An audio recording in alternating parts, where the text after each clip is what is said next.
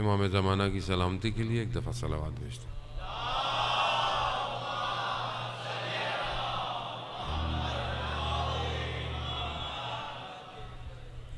لا حول ولا قوة إلا بالله العلي العظيم حسبنا الله ونعم الوكيل نعم المولى ونعم النصير أعوذ بالله من الشيطان الرجيم بسم الله الرحمن الرحيم الحمد لله رب العالمين والصلاة والسلام على أشرف الأنبياء المرسلين نبينا سيدنا بالقاسم محمد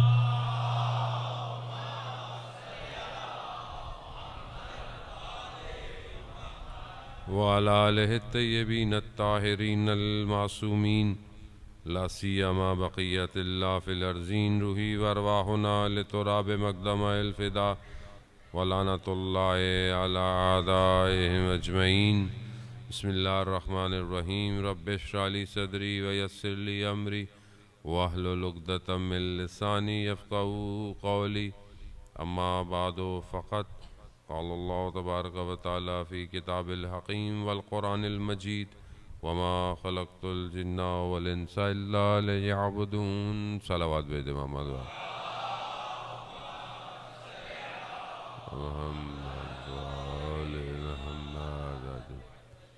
عزیزان محترم، ایام فاطمیہ سلام اللہ علیہ کی 3 روزہ مجالس عزا سے 2 مجلسوں کی توفیق آپ مومنین کے درمیان میں ہے۔ آج پہلی مجلس ہے۔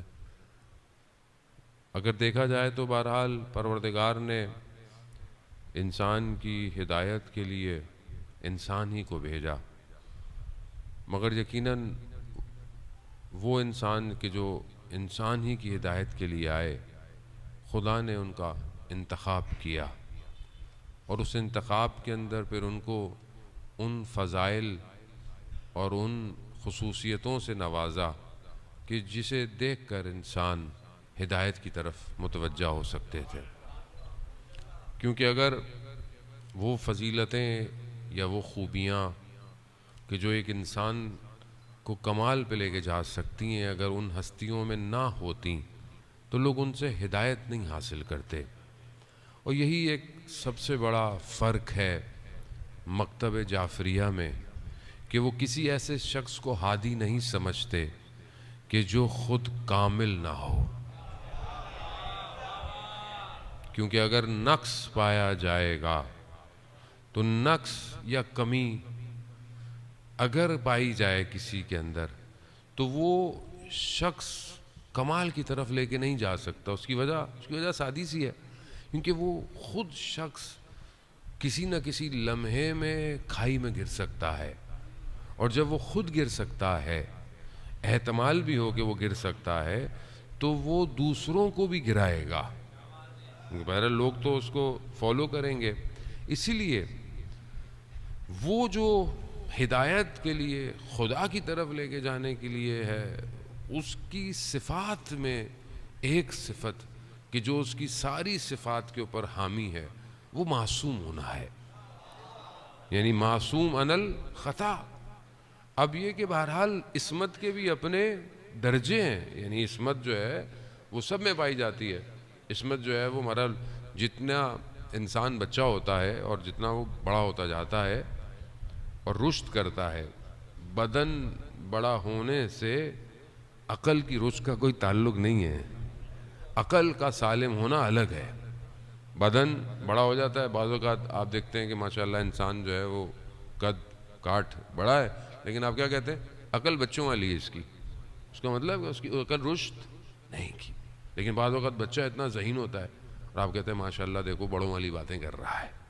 تو اب جتنا انسان کی معرفت میں اضافہ ہوتا ہے اتنی اس کی عصمت بڑھتی چلی جاتی ہے۔ مثال کے طور پر چھوٹے بچے کو اگر آپ بولیں کہ بیٹا یہ الیکٹرک سوئچ میں ہاتھ نہیں ڈالنا، لیکن اس کو نہیں پتا کہ یہ خطرناک ہے، وہ سمجھتا ہے کھیلنے کی چیز ہے کوئی، وہ ہاتھ لائے گا، لیکن آپ کیوں نہیں ڈال رہے ہاتھ؟ کیونکہ آپ کو معرفت ہے کہ میں ہاتھ لگاؤں گا تو کرنٹ لگ سکتا ہے۔ اسی طرح چھوٹا بچہ ہو گیلری میں کھڑا ہو سکتا ہے کود جائے نیچے، اس کو نہیں پتا کہ ڈسٹینس کتنا زیادہ ہے، نقصان ہوگا، لیکن آپ اور میں کھڑے ہوں ہم لوگ نہیں کودیں گے۔ اسی طرح یہ ظاہری معرفت ہے، لیکن جو کمال معرفت پر ہوتا ہے وہ کوئی بھی وہ کام انجام دینے کو، یعنی اس کے وجود ہی میں نہیں ہوتا کہ وہ ان کاموں کو انجام دے جو انسان کو خدا سے دور کر دیتے ہیں۔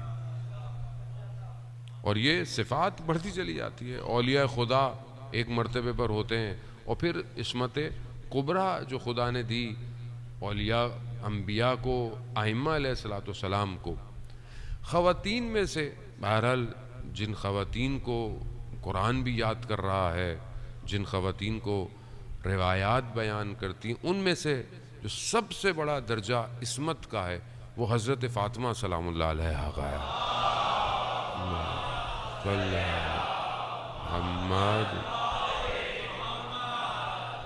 اب یہ مقام اتنا بلند ہے کہ شاید ہم، اور یقیناً ہم، وہ توصیف اور وہ وصف اور وہ آپ تعریف کہہ لیں بیان کرنے سے قاصر ہیں، کیونکہ معرف جو ہوتا ہے، یعنی جو ایک شخص کسی کی تعریف کرے تو اس کا جس چیز کی وہ تعریف کر رہا ہے اس کا جاننا ضروری ہے، یا اس کے بارے میں اس کی نالج انفارمیشن ہونی چاہیے۔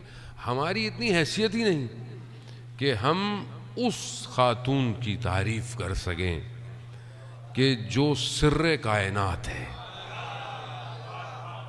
یعنی انسان کو خود مقام پہ جانا چاہیے کہ کسی مقام پر کہ کسی کو بتایا نہیں، ہم نہیں ہم تو وہی بیان کر سکتے ہیں کہ جو ہمیں ملا، اور کہاں سے ملا وہی بیان کر سکتا ہے کہ جو پہچانتا ہے۔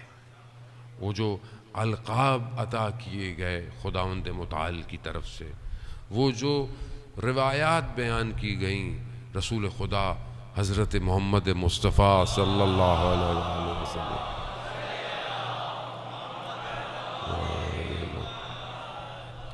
وہ خود اس خاتون کے لیے۔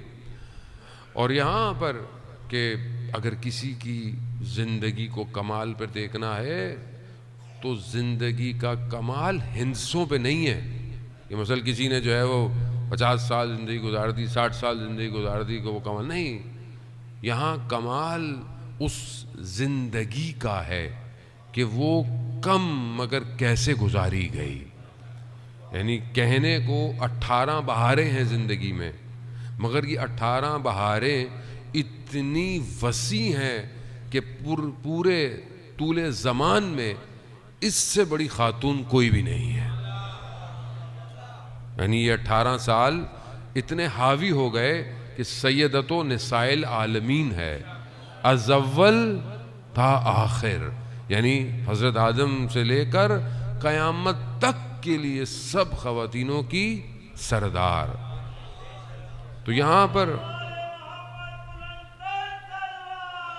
اللہم صلی علی محمد، یعنی کمال ہے اس زندگی کا، اس حیات طیبہ کا، کہ جو چند ظاہری سالوں پر مشتقل ہوتی ہے، اور اس کے بعد اتنا نور ہے اس ذات میں کہ وہ پوری کائنات کو اپنے جو ہے وہ نور کے سائے کے تلے لے رہا ہے۔ کتنی بڑی بات جو بعض اوقات بہرحال اولیاء خدا کر جاتے ہیں کہ خود بی بی سلام اللہ علیہ کی جو چادر ہے اگر وہ ہل جائے تو کائنات کو رزق ملتا ہے۔ وہ ایک چادر اس کمال پر ہے کہ وہ ہم شاید، میں بتا تو رہا ہوں کہ ہم لفظوں میں صفت کو بیان کر ہی نہیں سکتے، لفظ نہیں ہے یہاں، صرف وہ لب پیمبر ہے کہ جو حامل کلام پروردگار ہے وہ توصیف کر رہے ہیں کہ فاطمہ بضعۃ منی، فاطمہ میرے جگر کا ٹکڑا ہے۔ جس نے فاطمہ کو ناراض کیا اس نے مجھے کیا، اور جس نے مجھے ناراحت کیا اس نے خدا کو غضبناک کیا، اور جس نے فاطمہ کو خوش کیا اس نے مجھے خوش کیا، اور جس نے مجھے راضی کیا اس نے خدا کو راضی کیا.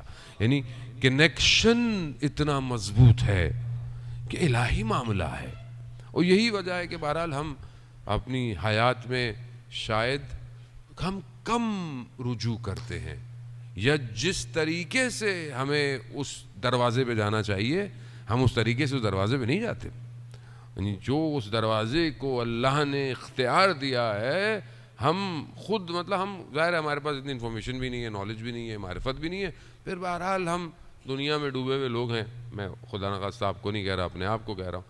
ہم دروازہ کھٹکھٹا بھی نہیں پاتے اس طریقے سے. جو یہ در ہے، درد جو جس کے اندر ولایت لبریز ہے، وہ کہ جس میں عبادت اس اوج پر ہے کہ خدا ملائکہ پر افتخار کرتا ہے کہ دیکھو کس طریقے سے میری کنیز میری عبادت میں کھڑی ہوئی ہے. یہ آسان نہیں ہے. ایک شخص نماز پڑھے، عبادت پڑھے، کیا ہو سکتا ہے؟ اس کا چہرہ نورانی ہو جائے گا، اس کی گفتگو ایسی ہو جائے. لیکن آدمی ایسی عبادت کرے کہ جسے مدینہ کے لوگ دیکھیں کہ ہر نماز کے اوقات میں ایک الگ نور ہے جو گھر سے نکل رہا ہے.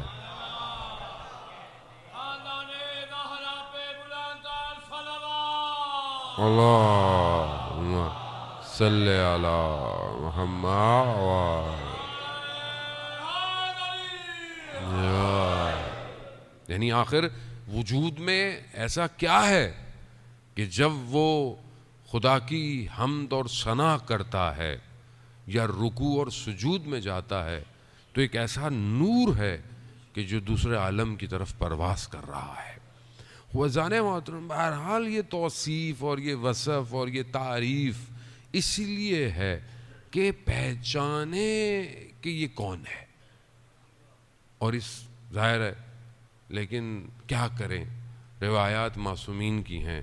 وما ادراک ما لیلۃ القدر. تم لیلۃ القدر کو درک نہیں کر سکتے. یعنی جب خود کہا جا رہا ہے کلام الہی میں کہ وما ادراک ما لیلۃ القدر، تم نہیں پہچان سکتے کہ لیلۃ القدر کیا ہے. لیلۃ القدر وہ رات ہے کہ جو ہزاروں مہینوں کی راتوں سے افضل ہے. عزیزان محترم، ہزاروں مہینوں کی راتیں اگر آپ اس کو کیلکولیٹ کریں، ویسے بھی سادہ سا، ہزاروں مہینوں کی راتوں بنتے ہیں 80-82 سال. ایک عام روٹین کی جو زندگی ہوتی ہے وہ 80-82 سال کی ہے. بہرحال آج کل تو شارٹ ہو گئی ہے وہ بہت زیادہ، انسان بہت جلدی جا رہا ہے دنیا سے. لیکن بہرحال ایک زندگی ہے جو بہرحال ایک اچھی آدمی زندگی گزارتا ہے. پوری زندگی ایک طرف اور یہ ایک رات کا جلوہ ایک طرف. اب اس کی جو مثال ہے، کیونکہ روایت ہے چھٹے امام سے، امام جعفر صادق علیہ السلام اللہ صلی اللہ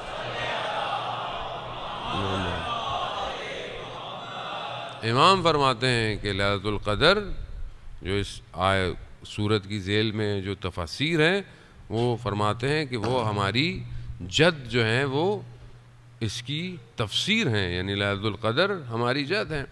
آیت اللہ ملا قلی حسین حمدانی بیان کرتے ہیں کہ اگر درک کی کوشش بھی کرنی ہے، کیونکہ بہرحال ادراک کا تعلق عقل سے ہے، اور ظاہر ہے درک کی جہاں گفتگو آتی ہے وہاں مخاطب عقل ہے، اور عقل اگر سالم نہ ہو تو ذرا سا بھی درک کرنے سے قاصر ہے.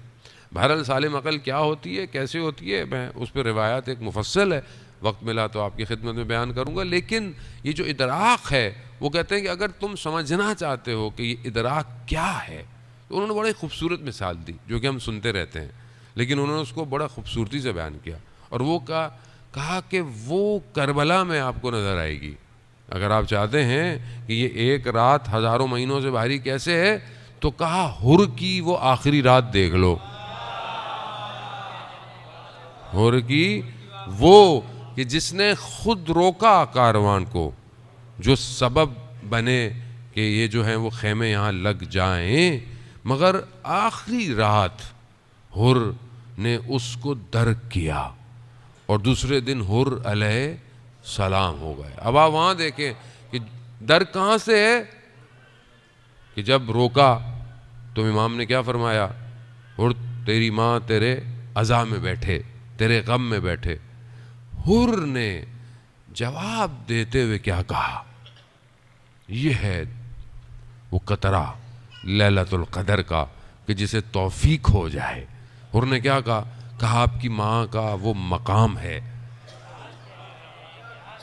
کہ اگر کوئی اور ہوتا تو میں جواب دیتا، لیکن آپ کی والدہ کا وہ مقام ہے کہ میں کچھ کہہ نہیں سکتا۔ یہی ایک احترام کا قطرہ حر کے وجود کو وہ پرواز کروا گیا۔ جانے محترم، مطلب آپ سمجھنے کو، وہ خود خاتون کا مقام میں نے کہا کہ ہم توصیف نہیں کر سکتے، لیکن آئیے کہ جہاں اس قطرہ نور نے اپنا جلوہ دکھایا، حر کو ہم آج تک سمجھ نہیں پائے۔ آج اتنے 100 سال گزرنے کے باوجود حر ابھی بھی پرواز کر رہا ہے۔ آج لوگ حضرت حر کے روزے سے توسل کرتے ہیں۔ حوضہ علمیہ قم، آیت اللہ عراقی بیان کرتے ہیں کہ میں جب کربلا سے آ رہا تھا تو میں نے حضرت حر کے روزے سے متصل ہوا تو حوضہ علمیہ قم بنا۔ یعنی وہ، اور آپ دیکھیں کہ دوسرے دن پھر سید الشہداء نے حضرت حر کے ساتھ کیا کیا کہ جب وہ شہید ہو رہے ہیں، گر رہے ہیں، تو پھر ان کی بدن پر جا کر کیا کہا؟ حر، تمہاری ماں نے تمہارا نام کتنا اچھا رکھا تھا، حر، یعنی تم آزاد ہو۔ اور پھر اس کے بعد وہ رومال نکالا، یعنی قیامت کا انتظار نہیں کیا کہ جزا ملے گی، یہیں جزا دے دی۔ وہ رومال کس کا تھا؟ کہا یہ میری ماں کا رومال ہے۔ کیا چیز تھی؟ ذرا سا درک کیا۔ عزیزان محترم، ہم اپنی زندگی میں کتنا ادراک رکھتے ہیں؟ اللہ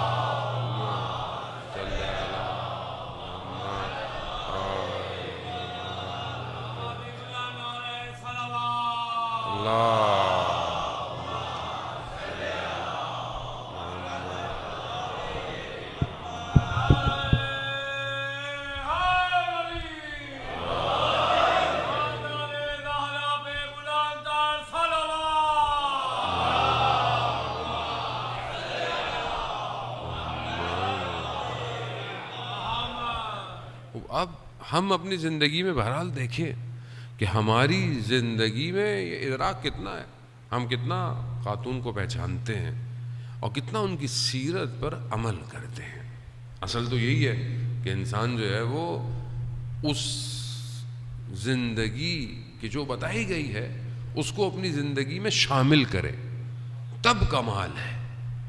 اگر تو شامل نہیں ہو رہا اور صرف گفتگو ہے تو ظاہر ہے بہرحال ذکر تو ذکر ہی ہے، ذکر بھی فائدہ مند ہے، نقصان تو کوئی بھی نہیں دیتا، لیکن اصل کمال یہ ہے کہ انسان اطاعت پہ جائے۔ اور اطاعت کہاں ہو سکتی ہے؟ بہرحال زندگی، میں نے بتایا کہ کم زندگی ہے لیکن اتنی وسعت رکھتی ہے کہ اگر آپ زندگی کے ہر زاویے پہ نگاہ ڈالیں تو آپ کو وہاں کامل زندگی نظر آتی ہے۔ اجتماعی پہلو دیکھیں آپ تو اجتماعی پہلو کیسا ہونا چاہیے، انفرادیت کیسے ہونی چاہیے، بیٹی کیسے ہونی چاہیے، زوجہ کیسے ہونی چاہیے، ماں کیسے ہونی چاہیے، اور جب وقت آئے تو پھر ولایت کا دفاع کیسا ہونا چاہیے۔ یعنی کوئی محاذ خالی نہیں ہے۔ یہ نہیں ہے کہ اسلام نے صرف 4 دیواری کے اندر خاتون کو نہیں رکھا ہوا کہ بولیں گے جس 4 دیواری کے اندر ہے تو بس وہ خاتون، نہ، مطلب آپ کے سامنے ہے کہ جنگ احد کے اندر بی بی کا جو کردار ہے، بعض روایات کہتی ہیں کہ کچھ خواتین کے ساتھ مجروحین جو زخمی ہو جاتے تھے ان کی پرستاری کے لیے، خدمت کے لیے بی بی پہلے سے موجود تھی۔ اپنے بابا جب گر گئے ان کے خون کا صاف کرنا، ان کی تلوار سے خون کا صاف کرنا، اور بہت سارے محاذ کے اندر، یعنی خود جب چھوٹی عمر بھی ہے اور مکہ کے اندر بھی ہیں اور رسول خدا کی ساتھ ان کے ساتھ ان کے اوپر کچرا کبھی پھینکا جاتا ہے، کبھی کیا پھینکا جاتا ہے، تو کم سنی کے اندر بھی جا کر اپنے بابا کی نبوت کا دفاع کر رہی ہے۔ شیب ابی طالب کے اندر، اس سختیوں کے اندر، اس تحریم کے اندر جو ہے وہ اپنی زندگی اپنی ماں کے ساتھ گزار رہی ہیں. ہجرت کے وقت اپنے بابا کی گفتگو اور اپنے بابا کے پیغام پر لبیک کہتی ہوئی مکہ کو چھوڑتی ہوئی مدینہ کی طرف جا رہی ہیں. اور وہ بہرحال جو سختیاں انہوں نے اپنی زندگی میں دیکھیں، اب یہ زندگی میں بتا رہا ہوں کہ یہ زندگی تھوڑی ہے، لیکن یہ اتنی اپنے اندر وسعت رکھتی ہے کہ اگر کوئی چاہے تو وہ اپنی پوری زندگی کو جو ہے وہ اس زندگی سے. اور یہ ہمارا جملہ نہیں ہے عزیزان محترم. اگر آپ خود تصور کریں کہ کائنات ایک ایسے منجی کا انتظار کر رہی ہے جو انسان کامل ہے، جو ظلم کو ختم کرے گا، مظلوموں کا ساتھ دے گا، کائنات کو عدالت سے بھر دے گا. آپ کے سامنے فلسطین کے غزہ کے حالات آپ کے سامنے ہیں. ظاہر ہے انسانیت پر ظلم ہو رہا ہے، اور بہرحال جس طریقے سے بہرحال دنیا بیدار ہو رہی ہے، اور ہر کوئی بہرحال جس کی ذمہ داری ہے اس کو اپنا کردار ادا کرنا ضروری ہے. لیکن ظاہر ہے یہ ظلم تب تک ختم نہیں ہوگا کہ جب تک وہ اصل نجات دینے والا نہیں آئے گا، اور وہ تب تک نہیں آئے گا جب تک ہم اپنی ذمہ داری کو ادا نہیں کریں گے. تو عزیزان محترم، وہ ایک شخص کے جس کی کائنات انتظار کر رہی ہے، وہ خود بیان کیا کرتے ہیں، یعنی اس ایک ہستی کے لیے کہ جو کائنات کا آپ سمجھ لیں کہ حجت اگر ہٹ جائے تو قیامت آ جائے. ہوائیں اس کے وجود سے ہیں، خوشبوئیں اسی کے وجود سے ہیں، بارش اسی کے وجود سے ہے، نیکیاں اسی کے وجود سے ہیں. وہ ہستی کیا فرماتی ہے کہ میرے لیے رسول خدا کی بیٹی جو ہے وہ اسوہ حسنہ ہے. اللہم صلی علی محمد و آل محمد. میرے لیے رسول کی بیٹی ایک بہترین نمونہ عمل ہے.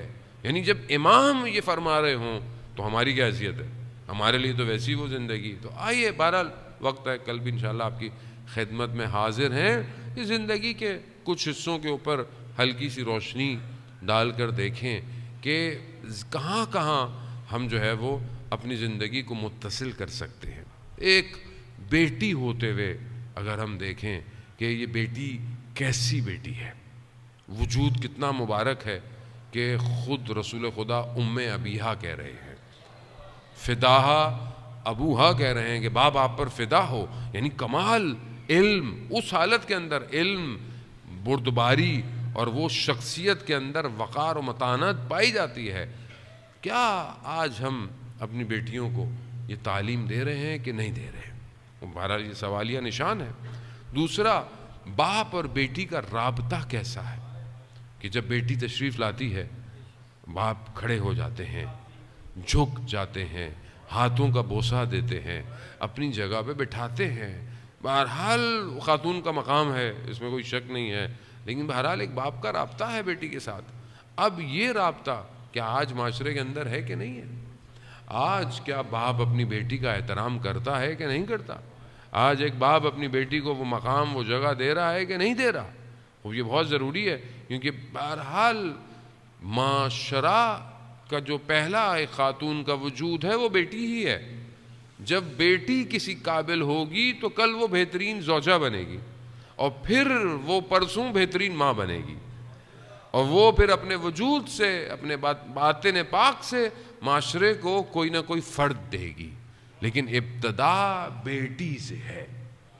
لیکن یقیناً بیٹیوں پہ کام کی ضرورت ہے، ان کی تربیت کی ضرورت ہے، ان کے ساتھ رویے کی، برخورد کی. لیکن آج بھی آپ دیکھیں کہ معاشرہ ہمارا کہ وہ عرب کا جاہل معاشرہ کہ جہاں بیٹیوں کو زندہ دفنا دیا جاتا تھا، اس دور میں خدا نے رسول خدا کو بیٹی ہی دی. کہا کہ دنیا یعنی خاتون کو کس نگاہ سے دیکھتی ہے، اور خدا نے رسول کو خاتون اور بیٹی دے کر ان کے مقام کو، ان کی افضلیت کو وہ ہستی دے دی کہ رسول کی پوری نسل جو ہے انا آتینا کل کوثر. یعنی خود خدا نے اس وجود مبارک سے آج آپ کے سامنے پوری دنیا جو ہے وہ جتنی بھی بہرحال سعادات ہے، سب کا وجود جو ہے وہ اسی کوثر کے صدقے میں ہے. عزیزان محترم، اب یہ اس زمانے کے اندر یہ کر دینا، اور آج بہرحال آج آپ کے سامنے، لیکن آج بھی افسوس یہی ہے کہ آج بھی ہم مسلمان ہوتے ہوئے یہ سب کچھ سنتے ہوئے بھی آج بھی دیکھیں آج بھی کئی جگہ ہمیں سننے کو ملتا ہے اور انسان سنتا بھی ہے کہ کسی کی بیٹیاں اگر ہو گئیں تو اس خاندان کو یا اس زوجہ کو کہ جو بہرحال جس کی بیٹیاں ہیں لوگ اچھے طریقے سے نگاہ سے نہیں دیکھتے. آپ دیکھیں کہ بہرحال لوگوں کو بیٹا بیٹا بیٹا بیٹا چاہیے. بیٹا نکما ہوگا تو کیا کرے گا؟ خدا بہتر جانتا ہے کہ بیٹا دینا ہے یا بیٹی دینی ہے. یا تو آپ بتائیں کہ انسان کے اپنے اختیار میں ہو. اپنے اختیار میں ہے کیا؟ صورت کیسے بنے گی، ہڈیاں کیسے بنیں گی، یہ کس کے اختیار میں ہے؟ خدا کے اختیار میں ہے. اس کے باوجود جب کہ اسلام خاتون کے مقام کو اتنا بلند کر رہا ہے، اس کے باوجود بھی مسلمان آج تک اسی میں ہے، اسی چیزوں میں گھرا ہوا ہے کہ دیکھو بیٹیاں ہی بیٹیاں ہیں. اور والدین بھی بیچارے مجبور ہیں، معاشرے کا پریشر، سسرال کا پریشر اور پتہ نہیں کس کس کے پریشر کے اندر وہ بیچارے جو ہے وہ اسی چیز کے اندر. خوب یہ کیوں ہے؟ کیونکہ معرفت کی کمی کی وجہ سے انسان، جبکہ روایات ہیں جس کی 3 بیٹیاں ہوں اور وہ صحیح تربیت کرے جنت اس کے اوپر واجب ہو جاتی ہے. اگر 3 بیٹیاں جس کی ہوں اور وہ اس کی صحیح تربیت کرے تو بہرحال انسان اس نگاہ سے دیکھے کہ بھائی اگر خدا نہ خواستہ بیٹی کا ہونا عیب ہے یا خدا نہ خواستہ بیٹی کا ہونا کمی ہے تو بھائی تو پھر آپ اپنے رسول کے گھر کو کیسے دیکھ رہے ہیں پھر آپ؟ لیکن ہم وہی مسلمان ہیں، کل کو جب ہمارے ساتھ بھی ہوگا ہم بھی وہی کریں گے. ہمارا مسئلہ دنیا آخرت تھوڑی ہے. ہمارے لیے رول ماڈل یہ گھر صرف وہ کہتے ہیں نا کہ شادی میں حدیث کے ساتھ سے ابتدا ہے اور وہ ایک منقبت ضرور پڑھنی ہے ہمارے شادیوں میں. وہ کون سی ہے؟ علی کے ساتھ ہے زہرا کی شادی. لیکن بس یہیں تک ہے. اس کے بعد یہ سیرت زندگی میں کہاں ہے؟ وہاں شادی کیسے ہو رہی ہے، وہاں مقام اور منزلت کیسے ہے. آج آپ دیکھیں دنیا ابھی بھی تانے دیتی ہے. اگر کوئی خاتون کم لے کر آئے یا غریب گھرانے سے ہو یا اس کے بعد اتنا افورڈ نہ ہو یا لڑکے کے پاس کم ہو تو ہماری گفتگویں، ہمارے معیارات کیسے ہیں.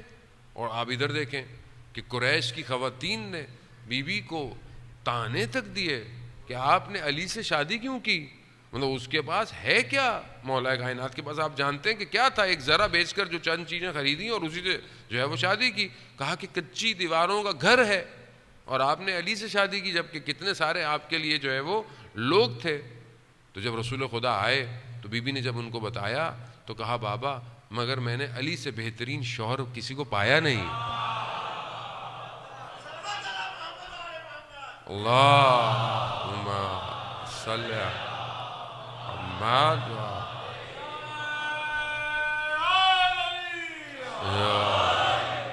اب یہ دوسرا زاویہ ہے کہ جب آپ بھی اپنے لیے لائف پارٹنر دیکھتے ہیں، چاہے لڑکا لڑکی کو دیکھے یا لڑکی والے لڑکے کو دیکھیں، تو اس کے معیارات کیا ہیں؟ معیارات، یہ گھرانہ کیا معیار دے رہا ہے؟ وہ ہمارے لیے رول ماڈل کون سا گھر ہے؟ یہی گھر ہے نا. اب اگر چاہتے ہیں کہ آپ کا گھرانہ فاطمی ہو تو فاطمی گھرانے کے معیارات ہیں. اب معیارات یہ ہیں کہ وہاں پر ظاہری دولت نہیں دیکھی جا رہی، وہاں پر شخصیت دیکھی جا رہی ہے، وہاں پر اس شخص کے اندر کی خصوصیات دیکھی جا رہی ہیں. اب آپ مثال کے طور پر، مجھے تو خیر نہیں ہے تجربہ، ہمیں تو خود ازدواج کی بھی زمانہ ہو گیا لیکن ابھی کہیں جاتے بھی نہیں ہیں. بہرحال ابھی بچے تو آہستہ آہستہ بڑے ہو رہے ہیں. لیکن یہ ہے کہ بہرحال مطلب آپ جائیں تو بہت کم لوگ ہیں جو ہم سے رجوع کرتے ہیں کہ مثلا آپ کسی کو جانتے ہیں مولانا صاحب، تو یہ چند سوالات ہیں فلانے شخص کے بارے میں، ہم سے جواب جاتا ہے، ہم بھی کہتے ہیں ہاں ماشاءاللہ ظاہری طور پر دیندار ہے، برائی کوئی نہیں کرتا، کوئی گناہ ظاہری نہیں کرتا اور کسی برائی میں مبتلا نہیں ہے اور بہرحال واجبات کا وائب. یہ ایک بہرحال ایک معیار ہے. لیکن کیا جب ہم کسی کو ڈھونڈتے ہیں تو کیا یہ معیار ڈھونڈتے ہیں کہ نہیں ڈھونڈتے؟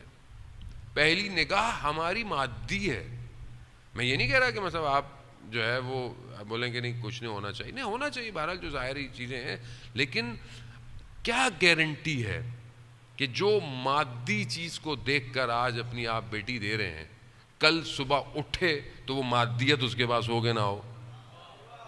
وہ گارنٹی تو نہیں ہے. کچھ بھی ہو سکتا ہے، کوئی بھی حادثہ ہو سکتا ہے، کوئی بھی واقعہ ہو سکتا ہے، اینی تھنگ پاسبل. اور لوگ تو بہرحال، میں تو ظاہر ہم کنسلٹنسی کرتے ہیں لوگوں کی شادی کے بعد کے مسائل، لوگ جھوٹ بہت بولتے ہیں. بہت سارے ایسے واقعات ہیں جہاں لوگ جھوٹ بہت زیادہ بولتے ہیں کہ بھئی ایسا ہے، ویسا ہے، فلانا ہے.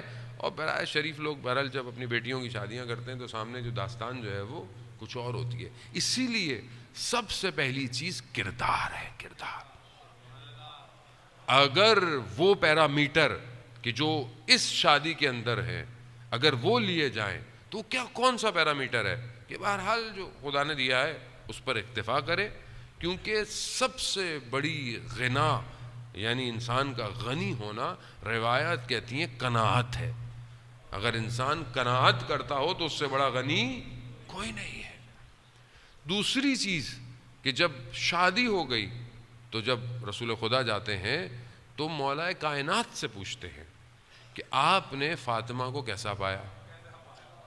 تو اب مولا کائنات کیا فرماتے ہیں کہ میں نے خدا کی عبادت میں فاطمہ کو مددگار پایا. اب یہ کتنا بہترین معیار ہے. اب کوئی ڈھونڈتا ہے آج کل کے دور میں ایسا کہ مجھے کوئی ایسی خاتون ملے کہ جو مجھے عبادت میں مددگار ہو. اللہ نہیں ہے جانو، ہم لوگ کتنا دور ہیں، کتنا گھر سے دور ہے کہ ہم یہ پوچھتے ہی نہیں ہیں کہ بھائی عبادت کیسی ہے، نماز کیسی ہے، عقائد کیسے ہیں، معرفت کیسی ہے. اب یہی چیزیں ہیں نا. جب یہی کمزور ہوتی ہیں تو جب آپ شادیاں کرتے ہیں تو آپ دیکھیں کتنی جلدی ناچاکیاں ہیں، کتنی جلدی طلاقیں ہیں، کتنی جگہ. کیوں؟ کیونکہ اصل دین نہیں ہے، اصل قیامت نہیں ہے، خوف خدا نہیں ہے. جب خوف خدا نہیں ہے تو ذرا ذرا سی بات پہ انسان اکھڑ بھی جاتا ہے، ذرا ذرا سی بات پر فساد بھی ہوتا ہے. خوف خدا نہیں. جب خوف خدا ہو تو انسان پرواز چڑھتا. علامہ طباطبائی رضوان اللہ تعالیٰ علیہ آپ جانتے ہیں مفسر قرآن ہے. میزان کتنی بڑی جو ہے وہ تفسیر ہے. اتنی ان کی زندگی گزری اور کس سن پر جا کر ان کی زوجہ کا انتقال ہو گیا. اچھی خاصی ان کی عمر تھی، دھاڑے مار کر رو رہے. تو کسی نے کہا علامہ آپ اتنی بڑی شخصیت ہیں، آیت اللہ ہیں، آپ اپنی زوجہ کے لیے رو رہے ہیں؟ تو وہ کیا فرماتے ہیں؟ کہا یہ جو میں نے تفسیر لکھی ہے، میں جب راتوں کو 3 بجے لکھ رہا ہوتا تھا تو یہ خاتون چائے کا کپ لے کر کھڑی ہوتی تھی. یعنی عبادت میں مددگار ہے. کتنا امپورٹنٹ ہے. پہلی چیز جو عبادت میں مددگار ہے، جانے محترم، کیونکہ میں بھی اسی پلینٹ کا آدمی ہوں، اس پلینٹ میں جو سب سے چیز ڈسٹرب کرتی ہے نا عبادت کو، وہ سکون ہے. اگر آپ کے زندگی میں سکون نہیں ہے نا تو انسان کوئی عبادت نہیں کر سکتا. سکون ہی نہیں ہے، میں سجدے میں کیسے جاؤں، میں عبادت. جس کو سکون ہوگا وہی تو سحر میں اٹھ کر وضو کر کر تہجد کے سجدے کرے گا. جس کی زندگی میں سکون نہیں ہے وہ تو بیچارہ گھر بھی نہیں آتا کہ جب سب سو جائیں تو گھر آؤں گا، اور جب سو ہی رہو تبھی نکل جاؤ. خب یہ معاشرہ ایسی ہو گیا. یعنی وہاں پر وہ تعلیمات ٹرانسفر نہیں ہوئی کہ جہاں گھر بنایا جائے. مکان بنائے جا رہے ہیں ہمارے ہاں. پلاٹ لے لو، بلڈنگ بنا لو، فلیٹ کھڑا کر لو، یہاں یہ لے لو. یہ مکان ہے، گھر نہیں ہے. گھر کا تعلق افراد سے ہوتا ہے.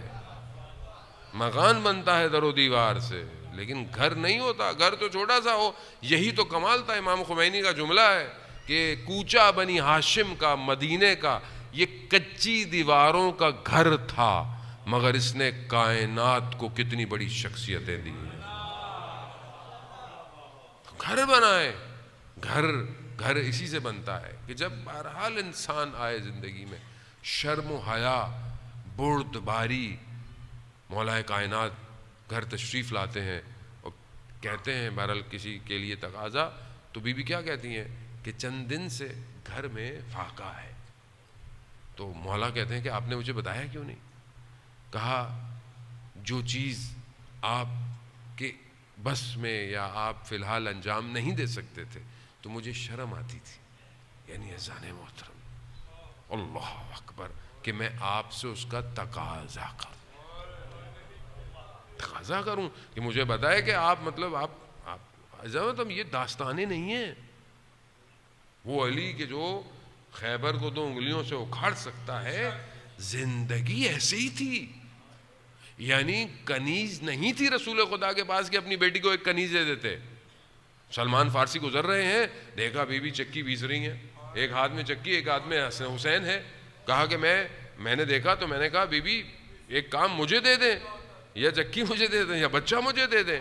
پھر رسول خدا کی خدمت میں گئے سلمان فارسی، کہا یا رسول اللہ، میں نے خراسان، یعنی ظاہر ہے وہ اس زمانے میں ایران سے آئے تھے، وہ کہا میں نے بادشاہوں کی بیٹیوں کے جلال دیکھے ہیں، ان کے لباس دیکھے ہیں، سید الانبیاء ہیں آپ، اور آپ کی بیٹی چکیاں بیچ رہی ہے. تو رسول خدا کیا فرماتے ہیں؟ فاطمہ نے آخرت کو دنیا پر انتخاب کیا ہے. خوب یہ تعلیمات ہے. ہماری زندگی میں آخرت ہے یا نہیں ہے؟ کیا ہم آخرت کو مقدم رکھتے ہیں کہ نہیں رکھتے؟ اب یہ ساری چیزیں بیسکس ہیں. جب یہ نہیں ہے تو ظاہر ہے حجاب نہیں ہے، محرم نامحرم کا نہیں ہے، خوف خدا نہیں ہے، حلال حرام ہے رزق میں نہیں ہے، تربیت نہیں ہے، بیہیویئر ایٹیٹیوڈ رشتہ داروں کے ساتھ ٹھیک نہیں ہے. یہ سب کیوں نہیں ہے؟ کیونکہ آخرت محور نہیں ہے، دنیا محور ہے. دنیا کیا کہے گی، دنیا کیا بولے گی؟ فلانے نے ہمارے ساتھ یہ کیا، ہم کیوں ان کے ساتھ اچھا کریں؟ فلانے نے ایسا کیا. آپ دیکھیں جتنے مسائل ہیں کس کی وجہ سے؟ یہ جو رشتوں کے اندر مسائل ہیں یہ صرف دنیا کی وجہ سے. جس کو یہ پتا ہو کہ اس نے اس دنیا میں رہنا نہیں ہے، مر جانا ہے، اس کا رویہ کیسا ہوگا؟ آئیں بیوی کی رات کی عبادت میں دیکھیں کہ خود امام حسن مجتبیٰ علیہ الصلوۃ والسلام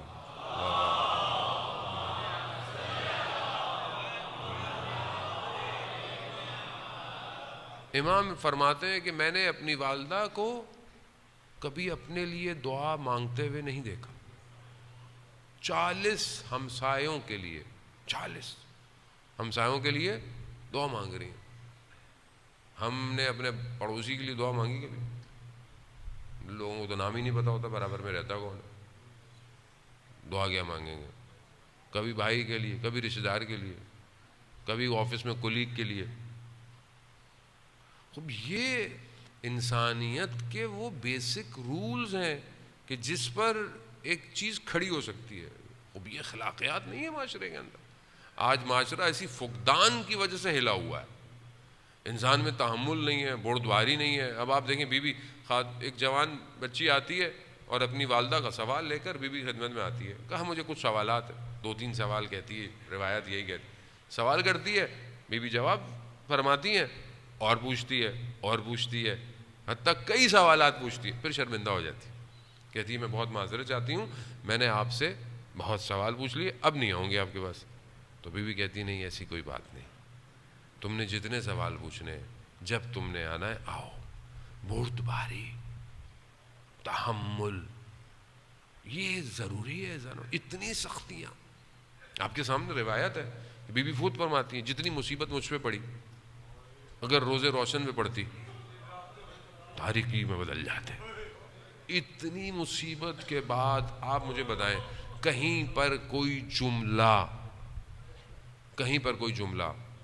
خدا کی بارگاہ میں یا کسی سے یہ کہا ہو کہ میں تو رسول کی بیٹی ہوں، میرے ساتھ یہ کیا ہو رہا؟ نہیں. عبادت، شکر، سجود کیسا ہے؟ یعنی اللہ اکبر. پریشانی اگر ہے تو کس کے لیے ہے؟ امت کے لیے. رسول کی بیٹی ہیں، جتنی رسول کو پریشانی امت کی تھی بیٹی کو بھی اتنی پریشانی ہے. روایات ہے رسول خدا گھر میں آتے ہیں بیٹی کے، دیکھا کہ بیوی جو ہے وہ پریشان ہے، چہرے پر اضطراب پایا جاتا ہے. رسول خدا پوچھتے ہیں بیٹی کیا ہوا؟ کہا بابا مجھے قیامت کا منظر پریشان کر رہا ہے. کہا بیٹا کیوں؟ کہا بابا قیامت میں سب کچھ عریاں ہوگا، یعنی سب کچھ کھلا ہوا ہوگا، سب کچھ نظر آئے گا. تو کیا بیوی کو اپنے لیے پریشانی تھی؟ وہ تو شافی محشر ہے، وہ تو خدا کی بارگاہ میں رسول خدا کے ساتھ ہیں، وہ تو مقام ان کا ہے کہ دنیا اور آخرت کی بہترین خواتین میں سے ہے. 4 بہترین خواتین میں سے اللہ نے ان کا انتخاب کیا، قرآن کی آیتیں ان کے اوپر نازل ہوئی ہوئی ہیں. کس کے لیے پریشانی ہے؟ امت کے لیے پریشانی ہے، چاہنے والوں کے لیے پریشانی، ماننے والوں کے لیے پریشانی ہے. ایسے میں حضرت جبرائیل تشریف لاتے ہیں اور کہتے ہیں کہ یا رسول اللہ، خدا نے فاطمہ کو سلام بھجوایا ہے اور ان سے کہیں کہ پریشان نہ ہوں، ہم قیامت میں ان کے چاہنے والوں کو نور کے دائرے میں رکھیں گے. نور کے دائرے میں. خوب یہ عزیزان محترم، خوب یہ رابطہ خدا کے ساتھ بندگی اور عبودیت کا وہ یہ محور ہے. ایک خاتون اگر آج معاشرے میں اپنا کردار کر رہی ہے تو سب سے پہلی چیز مہم اس کے لیے خدا کے ساتھ رابطہ ہے. اگر اس کا رابطہ خدا کے ساتھ اچھا ہے تو وہ، اگر اس کے گھر میں مشکلات ہیں، اگر اس کے شوہر کا اخلاق اچھا نہیں ہے یا مشکلات ہیں، وہ وہاں صبر و تحمل کرے گی. اگر اولاد میں بیماری ہے، اولاد کے اندر مشکلات ہیں، وہاں وہ صبر و تحمل کرے گی. کیوں؟ کیونکہ دنیا میں ہر وقت نہیں رہنا. بعض اوقات لوگ اتنا چیخ و پکار اپنی زندگی میں کرتے ہیں کہ یہ ہو گیا وہ ہو گیا. بھائی کچھ نہیں ہوتا. 4 دن کی زندگی ہے اور ہر کسی کا امتحان الگ ہے، ہر کسی کی مشکلات الگ ہیں. اگر آج ہم اتنے زندگی کے امتحانات پر ہو رہے ہیں، مثال کے طور پر آج فلسطین میں ہونے والے واقعات کی مائیں خدا کی بارگاہ میں کیا کہتی ہوں گی کہ جن کے بچے جو ہے وہ اس ملبوں کے نیچے سے نکل رہے ہیں. آپ کے سامنے تصویروں کو انسان دیکھ نہیں سکتا کس طریقے سے، لیکن کیا مائیں ہیں. اور ظاہر ہے یہ مائیں اسی ماں سے درس لیے ہوئے ہیں. ایک ماں کی جس کی 3 بیٹیاں ایک دھماکے میں جنوب لبنان میں جو ماری گئیں. ابھی انہی واقعات میں اس ماں نے جب وہ ہاسپٹل میں سے ہوش میں آئی تو اس نے کیا کہ میری 3 بیٹیاں، 3 چھوٹی بیٹیاں، بم پھٹ رہے ہیں تو کہہ رہی ہیں ماں ہمیں خوف ہو رہا ہے. تو ماں نے بولا بیٹا خوف کس چیز کا؟ کہا مر جانے کا خوف ہے. کہا ہاں. کہا بیٹا مر کر نقصان تھوڑی ہونا ہے، تم تو اتنی اچھی جگہ چلی جاؤ گی کہ جو یہاں سے بہت بہتر ہے. کیا ماں ہے آپ سوچیں. اور پھر وہی ہوا، وہ کہتے میں نے ان کو مسجد کی طرف لے کے جانے کے لیے ٹافیاں دلائیں، گاڑی میں بٹھایا اور تھوڑی گاڑی آگے گئی، وہاں سے ایک دھماکہ ہوا تو میں نے خود دیکھا کہ جس زخمی حالت میں مجھے نکالا گیا تو میں نے دیکھا میری 3 بیٹیاں جا چکی. کیا ماں ہے انسان محترم. بہرحال اب یہاں مدینہ، یہاں وہ وقت کہ جہاں رسول خدا کی زندگی کے آخری ایام ہے. بی بی اپنے بابا کے سرہانے بیٹھی ہوئی، آخری وقت ہے رسول خدا کا. اور ظاہر ہے مائیں، بیٹیاں باپ کے جنازوں پر زینت ہوتی ہیں. مقتل آپ روایت سنتے رہتے ہیں، معروف ہے. دروازہ میں کوئی آتا ہے، بی بی پوچھتی ہیں کون ہے؟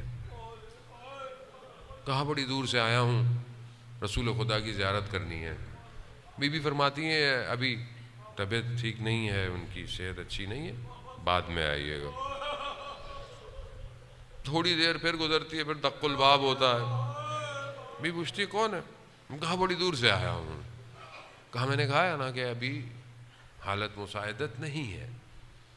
تیسری دفعہ جب دق الباب ہوتا ہے تو رسول خدا فرماتے ہیں بیٹی جانتی ہیں کون ہے؟ کہتی نہیں بابا. کہا بیٹے ملک الموت ہے، آپ کے احترام میں. وہ یہ مصائب کافی ہیں.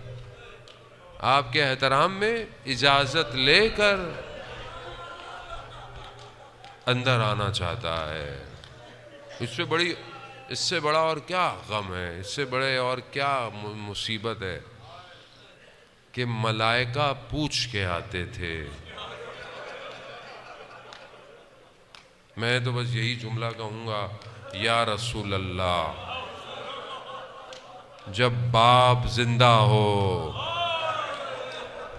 تو ملائکہ بھی پوچھ کے آتے ہیں. آپ کے جانے کی دیر تھی یا رسول اللہ، امت بغیر پوچھے آئی ہے. اور نہ صرف آئی، لکڑیاں بھی لے کر آئی، دھمکیاں دی جا رہی ہیں۔ بی بی نے بہرحال اپنی حجت کو تمام کیا۔ عزیزان محترم، خدا آپ کو کسی غم میں نہ رولائے سوائے غم حسین کے اور اہل بیت کے۔ بی بی نے اپنی حجت کو تمام کیا۔ بی بی نے کہا کہ تم نہیں جانتے میں کون ہوں؟ اللہ، کہ شاید یہ بھول گئے ہوں، شاید یہ بھول گئے ہوں کہ میں کون ہوں۔ کہا کون؟ کہا میں فاطمہ ہوں۔ تو کہا ہوا کرے اگر علی کو نہیں بھیجا تو ہم دروازے کو جلا دیں گے۔ ہاں عزیزان محترم، نہ صرف دروازے کو جلایا گیا، دروازے کو دھکا دیا گیا، اور وہ رسول کی اکلوتی بیٹی در و دیوار کے درمیان میں آ گئی۔ بس اسی حالت میں زبان حال بھی ہے، بہرحال مقتل کے جملے ہیں کہ بی بی نے کہا یا اباتا یا رسول اللہ، مگر میں یہی کہوں گا کہ یا رسول اللہ، آپ نے امت سے اجر مانگا تھا، یہ امت نے اجر دیا آپ کی رسالت کا۔ بس عزیزان محترم، امام کو لے کر چلے گئے اور حضرت محسن اسی اثنا میں شہید ہو گئے۔ بے ہوشی کی حالت ہے۔ میں بڑے احترام سے مصائب پڑھ رہا ہوں کیونکہ بہرحال جملے بڑے سخت ہیں مصائب کے۔ جب بی بی کی نے ہوش دوبارہ آئی تو جناب فضہ سے پوچھا کہ ابو الحسن کہاں ہے؟ کہا کہ بی بی لے کے چلے گئے ہیں۔ اسی حالت میں بھی بی بی نے کہا کہ مجھے چادر لا کے دو۔ چادر پہنی، اسی شکستہ حالت میں مدینہ کی گلیوں میں چلی گئی۔ جب دیکھا کہ علی کے گلے میں رسی ہے، اپنے ہاتھ کو علی کے کمر بند میں ڈالا کہ میں علی کو نہیں جانے دوں گی۔ عزیزان محترم، انہوں نے بڑی کوشش کی کہ یہ ہاتھ چھٹ جائے، مگر جب ظالموں نے دیکھا کہ یہ ہاتھ چھٹتا نہیں تو وہ ظلم کیا کہ میرا چھٹا امام فرماتے ہیں کہ اس غلاف کی ضربتوں سے ہاتھ میں ایسے زخم آئے کہ ہماری جدہ شہید ہو گئی۔ عزیزان محترم، امام کو لے کر چلے گئے، مسجد نبوی میں پہنچے۔ جب تلوار کو علی کی گردن پر رکھا، بی بی باہر پہنچ گئی۔ بی بی نے کہا کہ میں بالوں کو کھولوں گی، میں خدا کی بارگاہ میں بد دعا کروں گی، یہ کہنا تھا۔ مسجد نبوی کی دیواریں بلند ہونا شروع ہوئیں۔ حضرت علی نے فوراً سلمان فارسی کو کہا سلمان جاؤ فاطمہ سے کہو کہ بد دعا نہ کرے، رسول خدا کی محنت جاتی ہے۔ بس میں یہ کہوں گا، بی بی بیٹھی رہی جب تک علی کو چھوڑا نہیں گیا۔ میں کہوں گا یا سیدہ، آپ تو علی کو لے کر چلی گئی، لا یومو یومو کا ابا عبداللہ، ارے آپ کی بیٹی چند قدموں سے دیکھتی رہی۔